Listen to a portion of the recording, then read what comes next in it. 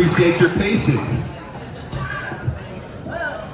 Good morning, children. How are we today? Hi, friends. Thanks for waiting. We're so excited. I'm so scared. I'm so happy to see all your faces. This is helping a lot.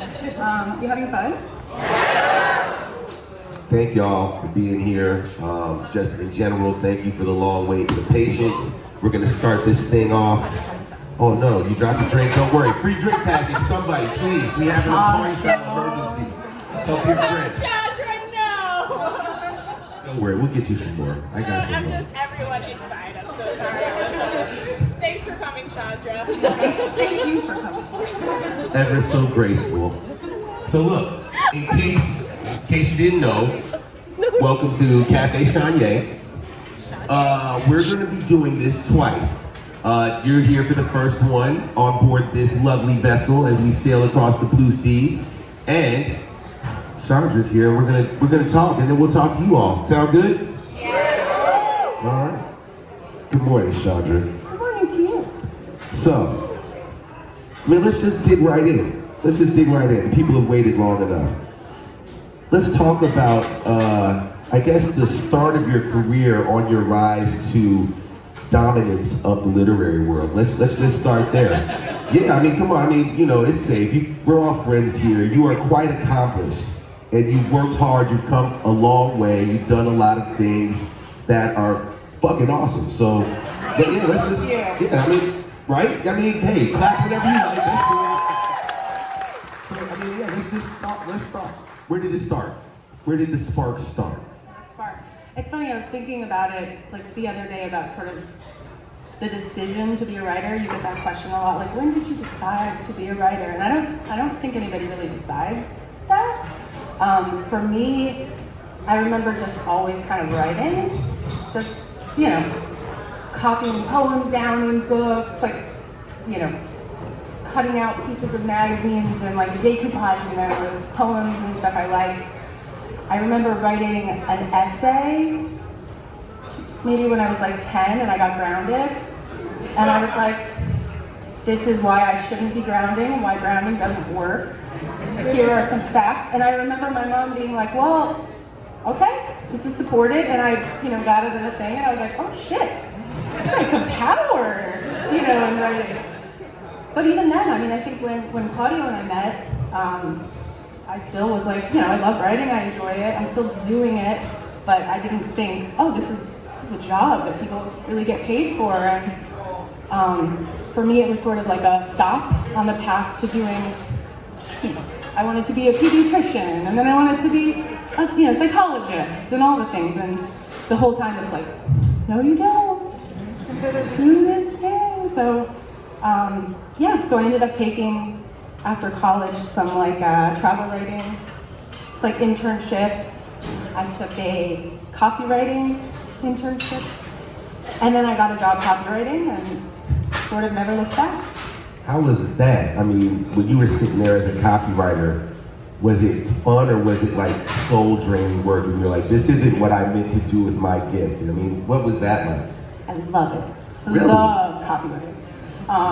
I feel like advertising, that whole world is horrible. It's really like not great, but that part, like consolidating sort of all these ideas and selling something and making people feel like, oh, this thing can fit into my life, and doing it in a, you know, span of a sentence or two.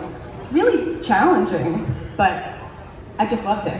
I still do it. I try to pitch them stuff all the time. Yeah, I'm like, I have a new business idea. What's the new business? No, it's every day. Every day? Okay. Like we should start this business. Last week it was a bicycle seat cover. Okay. Yeah. Elaborate. Yeah. Sell me that. So the deal is like it's a city bike cover that you travel with. It's portable. Oh, okay. $20 made of gel, and it's called City. With an S, like S-I-T-Y, or how are you gonna do that? SITTY. Oh, Yeah. so, Yeah.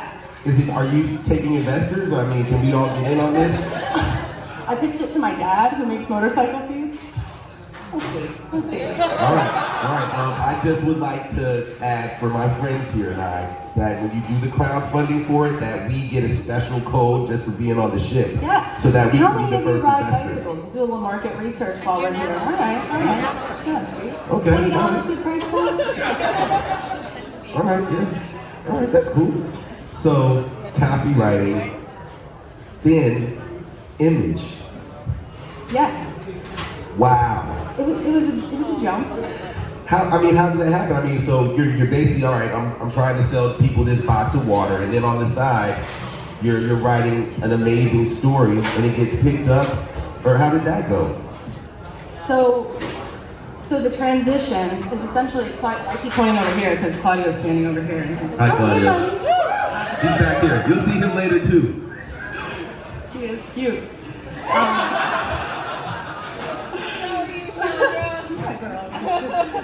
So he was working at that time with the writer David Tishman, editor, and they were doing like an early version of the Amory Wars, and he would come home and have these edits, and after work we would just kind of sit around and check them out, and hey, we take a look at this, and I had read comics as a kid, but only like Betty and Veronica, the sort of like drugstore versions of that. But experiencing comics through him and through these sort of like beautiful scripts that didn't have art in them yet, made me really interested in kind of picking up some books. So I started getting into creator-owned stuff. Why the Last Man was sort of the gateway drug. Yeah, I think it's good. Has anyone seen the show? Yeah. I haven't seen it yet. I'm afraid. Yeah, exactly. I'm scared. Yeah. I don't Same know. with Sweet Tooth, which such a good book. So I many can't watch the shows. show. I'm just Legion. Yeah. I mean, the list goes on, but Yeah. we're not here for that. Keep going. So anyway, so we ended up, kind of like working in that capacity, and Image had wanted Claudio to do a story for, at the time, this anthology that they did called Top Gun, just sort of like a mixtape of small comic stories. So we had come up with this idea to do a story called Kill Audio, and it would just be like a one-off, issue about this immortal troll, fashioned, off of someone I may or may not know. And he goes on these quests because he is trying to kill himself and he can't die. And so he has this crazy cast of characters. They really liked the book, so after that came out, they had offered us like a six-part series, and so that was our first book that we did together, and we sort of jumped 2 feet in. We did a figure. I think the figure actually preceded maybe the comic, and it was like the box had panels on it from the book, and we actually, I don't know if I'm supposed to say this, but we just finished a second Kill Audio figure. Actually just for the cruise. We haven't put it out there yet, but he's here. He's so cute. He's like underwater. He's got this eel double neck guitar. It's very cool. So See, okay, you heard it here first. Is it here on the ship? it's on the ship. We For have purchase? the prototype. Oh, just. the prototype. Yeah, Okay. yeah. Okay. We wanted to Can't have that. it. We wanted to have it in time, but like getting anything shipped is just a nightmare. So we did our best. Thank you for doing your best, always. Thank you for doing your best. I'm trying. It's early, but I'm trying. Talk more about your writing partner and the process that you all have and everything that you're developing, this world that you all have built. Like, I mean, I don't know, it's just really amazing to find somebody that you have something so personal in common with and actually be able to thrive together. I mean, how does that feel? How do you wake up every day and you guys are just like, okay, let's build this world, let's keep it going? I think that's exactly it, right? It's like we are building things and it feels, even like being here, it's just really fucking cool to be in a space with people who are passionate about things and not only like the stuff that we do or the books that we work on, but are making all your own cool stuff. Like we run into so many people at Comic-Con, like, hey, I wrote this book, or here's my art, or here's my music, and I think being able to be part, we wake up every day. We still like each other, right? We work together, we live together, we spend a lot of time together. But I think knowing each other in those creative ways has really strengthened who we are as people. And I think that we're such opposites in a lot of ways that we sort of align somewhere in the middle. For example, I feel like Claudio is like a broad stroke guy. He'll be like, well, I'm gonna create a world, and there's this many planets, and there's this. Go ahead. Okay. Then he'll tell me like, all right, this is good, but there's no pencils in space. I'm like, well, what do they use to write? You know, like. So we find our middle ground on those things. I tend to be, when the scripts come in, more of a detail person. But in life, I think we're kind of the opposite, where it's like, I'm more of a big idea person, and he's the follow-through guy. Like, you know, the car insurance is expired, like whatever. And I'm like, okay. So it really makes for an interesting creative relationship because we're always picking up where the other person is kind of slacking. That's an awesome synergy. Is it safe to say that he's the responsible one in real life? I mean, since you picked car insurance, like, who cares? You know, I mean. He's like the most responsible person I know, but the least responsible person I get it. know. I get it. You know. Yeah, he's very, he's very much a worrier, but sometimes, you know, about things that probably aren't going to happen. Nice. Yeah. And he has you there to be like, Yeah. let's move on, huh? I'm like, you know, I try to be very low key. Okay, well, so let's keep talking about the world that you had to populate, right? It's a soundtrack, right, that had already existed, and then it translated to digital. So, I mean, did you just literally sit there in the studio and kind of just write, or did you ride around in the car listening to it and write, or how did that go? Well, I think, so for the Honorary Wars, obviously, there's a lot of canon, Yeah. a lot of canon material, and we would go back and forth when they were looking, he was looking for like a writer to partner with for a long time, and we went through a few different writers, Peter David being one of them, who's, Nice. you know, Yeah, incredible legend. writer. And I think it sort of settled into a place where Claudio likes to work when he likes to work, right? So you can't call up a writer at 4 in the morning and be like, hey, abandon your family right now. I have an idea, let's talk it through. But for us, that works really well. So, you know, so it sort of was getting pushed over to me a little bit, and I was super uncomfortable with taking on the Honorary Wars title because of all of you. Because, you know, there's so much like passion for the story, and it's a really sacred piece of Coheed material. And I wanted to make sure that as a writer, I really felt, not even that I had like paid my dues necessarily, but that I could handle it the way that he, you know, wanted to see it handled. So I didn't want it to sort of just be like, hey, take this because you're in the fold. Like, I wanted to make sure that I knew what it was and had really earned that. Yeah, I mean, it's the fact that you had approached it so intentionally and that Claudio trusted you with it, like, hey, all right. Yeah. Well, and the characters. It was an afterthought, like just whatever, go for it. I'll come back. We'll talk later. Yeah. Talk at dinner. I think it was like, let's give it a shot. And if it sucks, you're fired. You know? Nice. Loving husband. So, okay, you're interpreting his vision. You're doing justice by it, obviously.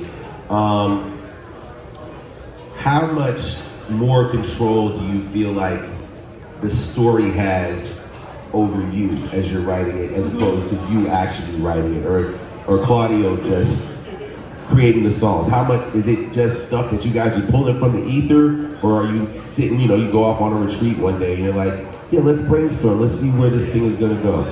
Yeah, I mean, I think he's had a very broad idea of how it starts, how it ends, the beats to get to that point.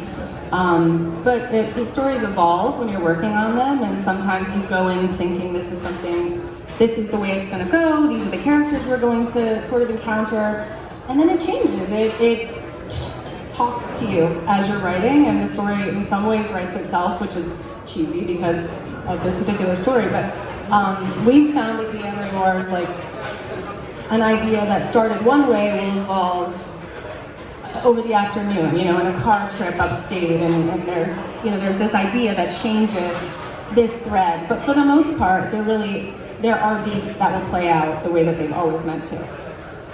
Are you the narrator of Claudio's story, or do you write in his voice, the world? That's a good question. I think that I'm definitely narrating his story. Certainly with the Amory Wars, I'm much more mindful of his voice and sort of the characters as they were, because there are so many early versions of them. And for other stories that we work on, for things like Translucid or Claudio, Key of Z, those are brand new characters, so they're very much a mix of sort of, both of our voices, more so. Just a quick side note, Key of Z, that is an amazing perspective, like that I think is a great written exercise, just the way that you approach that story. I think that's a different way the story is told. I just wanted to tell you because I was here with you. Thanks. But yeah, as a writer, art, obviously you're still excited, you still feel the flame with everything, and are you still pushing yourself? Do you have those moments where you're like, oh man, this isn't working, or anything like that? Because it seems like, you got the best partner. You two are together all the time. I feel like if you were down, he's like, no, go for it. You're good, yeah. Or vice versa. So I feel like if I had $1 for every time we're like, we're not doing this anymore, like burn it, but I think that's the process.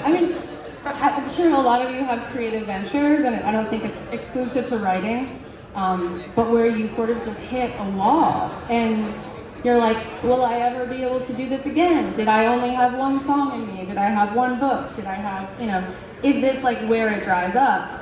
And I think one thing that we've really gotten better at is in those moments, instead of pushing it, just walk away, right? Like, go experience somebody else's art. Go read a book, go listen to music, find other things that will sort of reverse inspire your process. And then I'm going to say something that kind of contradicts that, but also keep working, right? Like, show up. Don't wait for lightning to strike all the time. Like, I'll wake up and say, okay, every day I'm going to write 1,000 words.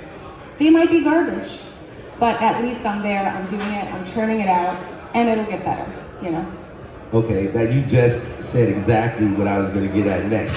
How many moments do you think you've had where you've really been in a groove? Oh, I just wrote 1,000 pages of this new story, or 50 pages of this new story, and then the next morning you wake up, you're like, this is trash, I don't want this anymore. It's all trash. I can't even, oh my God, I can't even go back and read like books. I can't even go back and look at Facebook posts I made from 10 years ago. Like, I feel like once you're finished with a story, it's like a time capsule of where you were and who you were at that moment. And it's kind of embarrassing sometimes to go back and be like, oh, that's how I feel for my husband, because it's like, damn, you're looking at like 18 for the rest of your life. Like, you are living in it. And it can be hard. It can be very humbling to see your growth, but it's also cool that people connect with those moments even when you think it's kind of the worst. Absolutely. I think that's one of the best things about art. Even though, they're performing the same songs and they're like, oh yeah, we've done these songs 1,000 times, or, you're like, dang, I've read these books 1,000 times, whatever the case is. There are people out there that one chapter means so much to them, like, oh, it got me through this time, or this one song meant so much to them. So it's weird. You're like, oh yeah, that's an experience I can pass, but it's helping somebody else get through it also. So that's a great part. Yeah, it's unbelievable too. Like, even to watch this band, I've seen them a lot. Really? And like, you think, he always says, like, you don't have to watch the show, like, you've seen this, but they just get better. And you're like, wow, I've seen this song, and like, but you just, like, it's new every time. It just feels tighter. And you see, even in this limited space of like a song, a Welcome Home, right? You played it 5 million times, but this time is the best time, I remember being So I lived next to a library when I was a kid, and it was back in the 80s when you'd just like disappear for 30 hours and then come home. So I would just go and I'd like flip through books, and I remember reading, finding this like poetry book, and I was young, I don't know, maybe 10, 11, like, and it was a Ferlinghetti, and I remember seeing like the spine of it and feeling like really attracted to this. Like it felt dangerous. I almost felt like I wasn't allowed to read it, like I shouldn't be looking at it. And there was a poem in there that I remember transcribing into my little, school journal book, and looking at that as like, God, this is maybe the most beautiful piece of writing I've ever seen. And I guarantee you, he looked at that and was like, I have better stuff, It's like, it's just so subjective, I think, art. Because you change. The things you're into change. Your life changes. Your inspiration changes. And it's important to be able to move and grow rather than feel like you've put yourself in a trap, right? And then like, you're gonna disappoint people because you're trying new things. Like, no, nobody wants to create like that. You have to let yourself grow, and you have to let the artists you love grow. What are you excited about as far as creating new things? Because, I mean, obviously, like you said, your passion, what you do is write. Mm-hmm. So you're not just one writer of one epic of the Emery Wars. That's not it. What's the newest? What do you want to get out? What's your passion project, I guess? So right now we're juggling. We're juggling like 50 different projects, as you guys probably know. One of them is finishing up the Emery Wars. It's a 12-issue maxi series. We're 6 issues in, so that's happening. We took a little detour for Vaxxus 2. So that was like, that was sort of pivoting into that. I have a poetry book that I've been working on with this like incredible artist, Rebecca Lynn. It's called Saving from Mausoleum, and that should be out hopefully sometime next year. It's kind of just pushing it in between those. We're doing a few other like more secretive projects, and then I have a few novels in me that I'm like sort of seeing which one sticks. Are they going to be fiction, nonfiction? Fiction. Fiction, okay. I feel like fiction is nonfiction. Like that's the thing about nonfiction, where it's like fiction is also nonfiction. I don't think that what we do and sort of injecting ourselves into bits and pieces of these sci-fi stories is that innovative, because all fiction is inspired by real stuff, right? By people, by the lens that you're viewing the world through. What was one, if you can share, what was one moment that you definitely were like, oh, this is our real life, I'm putting this in the book? Give us a good one. We were arguing over coffee. Uh-oh, Claudia's like, don't tell me. I don't know any moments like that. I think people probably do know here.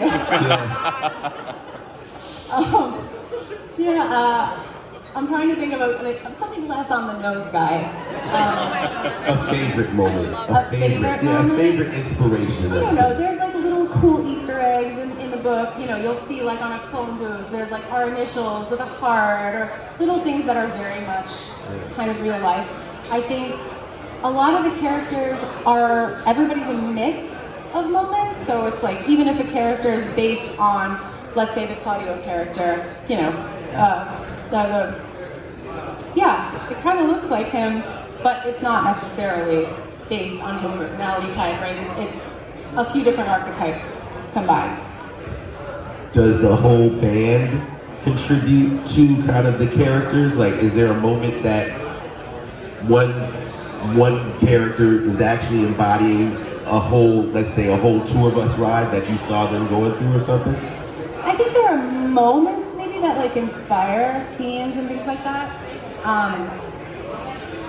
Books that were read, whatever, things like that. But nothing, the band sort of spins around the story, if that makes sense. Like, they're very much involved and interested, but kind of step back from the storytelling part. Yeah. So you're the storyteller. Again, it goes back. You're the narrator. Yeah. driving it. Well, I'm an interpreter. The interpreter, even better. Yeah, that's even better. All right, so as an interpreter, let's take off your creative hat and let's go put it back on in the business sense, because you're the creative director at Evil Inc., right? Mm-hmm. So you're giving other people opportunities. You're finding talent. Does that inspire you to stay at a certain level? Like, are they keeping you on your game? I think like finding artists for books is one of our favorite things to do, because you're sifting. It's hard. It's hard to find, like, you know, the person who's the right fit. And the artists that we've worked with have been such a range of styles. For example, like Translucid, we found this kid, Daniel Dalis, who had written this like fanfic. It was like a Joker and Batman like love story. Yeah, like okay. It was a really dark, cool twist, sort of on why, you know, Joker was so obsessed with Batman and how important they were to each other and that dynamic. So he was really inspirational to the story itself of Translucid, and his art is just unbelievable. And then the colors are equally as important sometimes for setting, like, not just tone, but we want to set a time period. You're sort of telling people how they're feeling about the book, because color is such a part of the brain, right? It's like you see red, you feel one thing, you see blue, you see another. The tones in between. So I really love that. Claudio is actually a little bit colorblind, so sometimes like he'll just defer to me on those things. But the artist picking process is always very much, he'll have a style that he loves or an artist he loves. And then we try to keep it consistent, because obviously with the Amory Wars, we've been now through.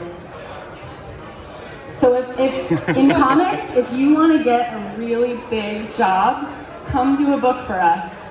One book, and then you'll abandon us for Batman or Spider-Man or Superman. Every single Amory Wars artist that we've had has ended up like getting contracted with one of the big two, like immediately after. So we changed hands a lot, so trying to keep it consistent has been a little bit of a challenge. I think the reason why you guys are getting poached so much is because, I mean, here I go, I have to honor you some more. Am I correct? New York Times bestseller for how many weeks? I don't even know. Yes, you don't even know. That's right, stand on that. I don't even know. I don't even know that they do graphic novels. Yes. Anymore. That like the New York Times, like they've taken them away for a while. I don't know if they've come back to like make it on the best-selling list, but they took graphic novels off like the best-selling list. You were killing them, kid. Yeah, I crazy. mean, yes. We're like, oh, how many times can we award you? Listen, I love you so much. Look, I'm just here to have fun. I'm hanging out with everybody else. We're having fun on the cruise. And even more important, are you having fun on the cruise thus far? Best time. I want to do this every year. This is so fun. It's so fun. Like, it's like floating Comic-Con with like good music. It's so cool. Because like I've never been on a cruise. Have you guys like been on cruises? No. Welcome aboard. Thank y'all all for being here. Brave. Nice.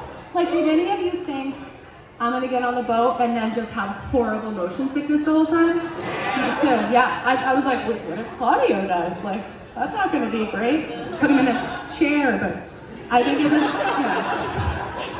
really ambitious and something that like couldn't have been done without without every one of you guys. All You're of so you. Awesome. Yeah. It's so Absolutely. Cool. Yeah, round of applause for yourself. Yeah. We're only here because you're here. Yeah, I'm like jealous. You guys are hanging out together, meeting each other. Like, can you like a whole boat like full of your people? Yeah. Right? It's like a big lunch table. This is great. Yeah. You can all sit there. We're all sitting together. It's cool. Yeah. What's one thing from the boat that really surprised you, other than the not being motion sick the whole time? Well, there's piano in our room. Oh. Yeah, it's bonkers. So that's pretty cool. But now my husband's just gonna work the entire time. No. Which is not surprising, but yeah, that was, I don't know, like, I'm surprised how much fun we're having. Oh, and it's the first time we're away from our son Oh, okay. for like a full week. So that's, it surprised me that we followed through when we found our kids couldn't come. We were like, all right, I'm just gonna rip the Band-Aid off. There you go. It's good. And you feel good about it? Everything I feel so far, good. so We have, FaceTime. That works. So, yeah. Okay. Yeah. He doesn't care about us. He's No. like, he's hanging out with grandma. And What's he into? He knows. What's he playing right now? What's he into? What's he doing? What isn't he into? He's been learning like Japanese. That's his thing. Literally can. He's really like hardcore about it. Like he practices. I looked the other day and he was like the Duolingo leaderboard for Oh, like wow. practicing Japanese the most. I was like, what is happening? That's awesome. Yeah. He's a quirky kid. He loves the piano, loves music. Don't tell him about the piano. Yeah, I know. Don't tell him that. Yeah. He said he wants a piano for Christmas, even though we have like synthesizers all over the place. Yeah, he's into a lot of stuff. Video games, Minecraft. Of course. Kitty crack, obviously. We got it because we're like, oh, this will be really creative. Yeah, it's so creative. It's such a good learning tool. Next Yeah. thing you come in the room and they're hitting each other with swords. Like, what's happening here? I had to hide in It's like, the I'm hole. cooking mutton. I'm like, what is going on in this game? I spent 16 days digging this cave out and it got invaded. We I'll tried be to back. play it one day and it was like impossible. We could not figure it out. I'm getting like killed every night. It's so anxiety inducing. Here's the number one rule. The number one rule is if you see somebody else, run away. That's it. Don't interact with people. There's no friendship. No, there's no, unless you know them in real life, stranger danger. See, as 80 kids, we understand stranger danger. We could be outside, hey, don't just talk to randos. Yeah, no. Future kids grew up, I'm talking to randos on the internet all the time. We're friends. I know. I have a 10-year-old little brother. Sorry, I'm like way off topic, but I have this 11-year-old little brother, super into Minecraft, super into coding. So he and Atlas are like, a couple years apart. And I was like, Max, I gotta figure out how to get people to not communicate with him in Minecraft because it's creepy and I don't know. And his solution, he was like, just change the language to Russian. Wow. Yeah, and I was like, all right, that makes perfect sense. Let me tell you, these kids think outside the box. Did you see, hold on, and this is another tangent. Parents in the house, listen to this. This is what the kids are doing. So look, on This is a Zoom, PSA. on Zoom and on the text and everything now, kids have figured out if you like right click and you cover all the answers, it'll show the answer that you can pick. Where was this when I was coming up? I had to like study and stuff, Maybe I would have been that doctor. Nah, you're the best doctor we have. You're helping us in other ways. That would have been a waste. No. Your hands are better for writing. Yeah. We need creative jobs. And we need to stop telling our kids that like they can't work in creative fields. Stop limiting people, truly. I mean, can you imagine when we were kids telling your mom, in 30 years, I'm gonna make $500,000 a year playing video games online. Like, what? It's just so great. Yeah, like, right. there's no limitation for anyone. It's an amazing time to be alive. Literally, I'm very happy that kids don't have to be in the same box that we have, and I'm excited for them, and I want to nurture them. I don't have any kids myself, but when I see kids, I get to mentor a lot. And when I see them that they're interested in random stuff like painting or even construction, just engineering stuff and putting it together, I encourage it anytime I can. And how they somebody stumble like that. upon those things and you see it, see the moment where they're like, oh, this is a thing. Like Travis and Travis's son, who's the same age as our son, there was a moment where he just decided he was obsessed with the Titanic. Ooh. And he was like 4 or 5, and he's like, well, they took him to the museum and he's watching all these documentaries. Like, he was just really captivated by the idea of this massive, mind-blowing thing that got taken down. And, like, you don't know what's inspiring them and where it will take them eventually, so you have to just, like, get out of the driver's seat, you know? Yeah. Yeah.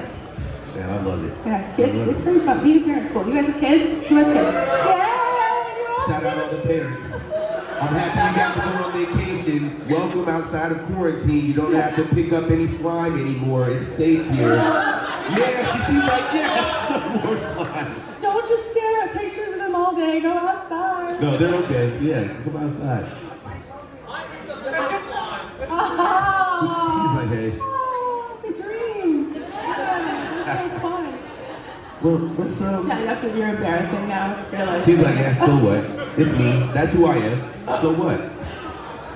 Let's ask them some questions. Y'all want to ask some questions?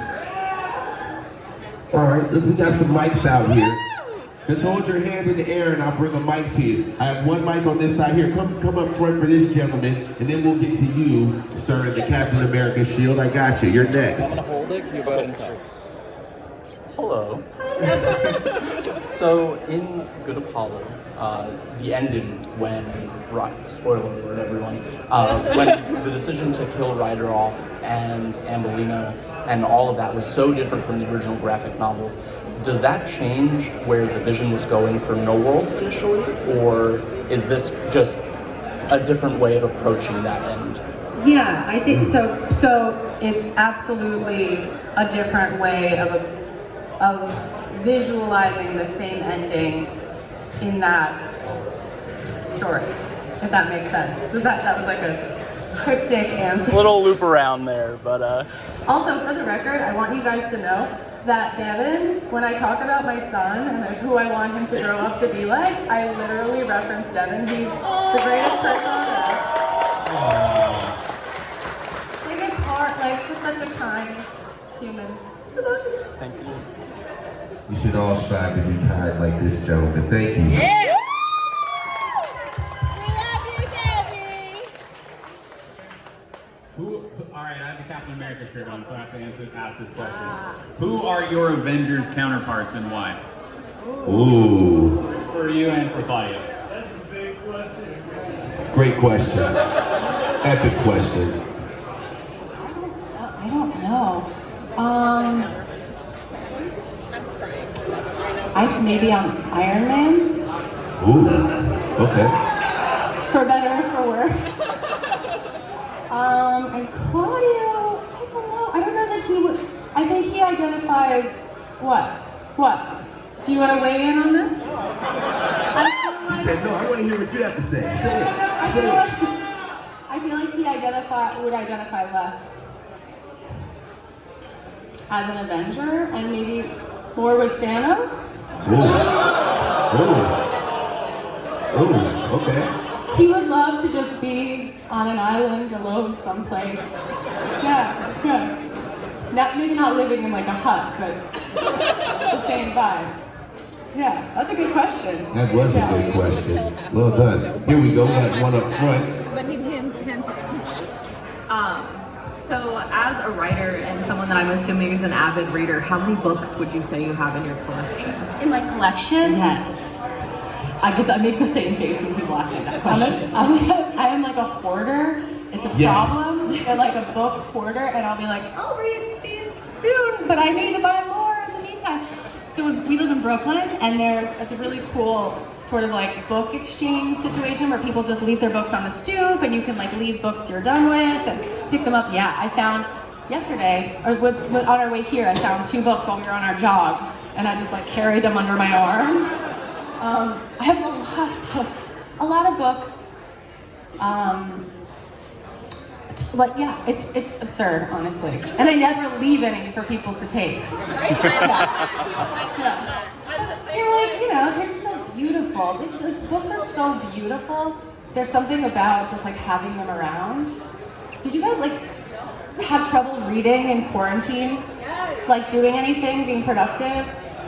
I bought so many books. More books? Yeah, I bought so many books. I bought a lot of Kindle books. Oh yeah, Yeah. I don't like Kindle. I hate it. I need real books, you know? Well, it's like when we travel, he bought me a Kindle because when we travel, I'll literally have 8 books, and it's ridiculous. So he's like, well, you know, the Kindle, and I love it, but I like to really mess my books up. Like, I want to crease them, and I write, Like you know, notes. Yeah, exactly. or like Highlight underline stuff. something beautiful Yeah. that's like, you know, poignant. So yeah, we have a lot of books. And my son is the same way. Yesterday, my mom took him to Barnes & Noble, and he came home with 5 books. Oh my God. But they're books for like a 20-year-old. But I'm like, all right, well, I don't want to discourage it. But He reads, he's studying Japanese, he's on the leaderboard. That's fine, that's part of the course, it's cool. he's practicing. All right, we got room for one more. This guy up on the stairs. This gentleman, no, we'll come to you. Don't worry, you're on vacation, man. You're on vacation. Look how fit he is. He loves running upstairs. Come on. I was wondering, as an artist, do you struggle with comparing yourself to other artists in a similar field? Do you struggle with that, and how do you kind of push through comparing yourself to others? Absolutely.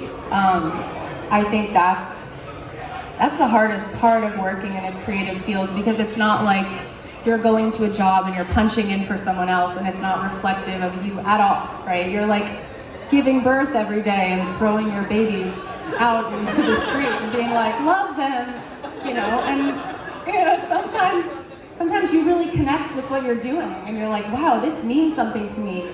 And it doesn't necessarily mean anything to other people. And it's a tough pill to swallow, to separate yourself from your art, I think. There was this TED Talk I listened to a while ago about this, about how the Greeks created all of this, created the idea that you were inspired, right? You were touched by inspiration, because then it took you out of the equation and it sort of protected your ego. Like if something did really well, you didn't get a big ego because it wasn't you, it was, you know, the inspiration. And if it sucked, then it also wasn't your fault because you got a bad inspiration. So I think there's a lot of comparison. The internet doesn't help. The one way that I feel that I get out of that is to support other people. So like try to make connections. Like if I see a writer that I'm super jealous of their talent on the internet, I'll be like, hey, you know, like, how you doing? Can we talk? Like, how are you? Just tell me about your life. I'm sharing books or whatever, because I feel like that somehow by proxy makes me feel like it could be any of us, you know? And I think it reminds you a little bit that like you don't have to put somebody else's light out, right? You can like light a bunch of candles and that's great. So yeah. Woo! I don't know if it gets much better than that for your more than Joe conversation here. Cafe Chonnye.